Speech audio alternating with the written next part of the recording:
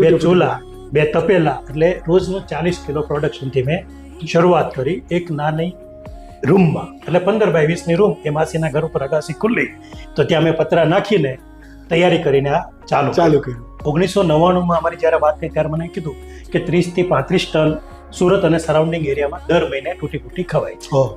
એટલે જ્યારે 30 થી 35,000 કિલો, એટલે એક બિઝનેસ માઇન્ડ મારા મગજમાં આવ્યું અને ખબર નહીં, મેં ડિસાઇડ કર્યું મારે તૂટી ફૂટી બનાવવી છે.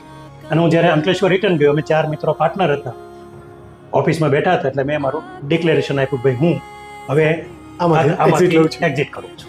એટલે એ વિચારથી એક તૂટી ફૂટી મને બહુ ભાવે.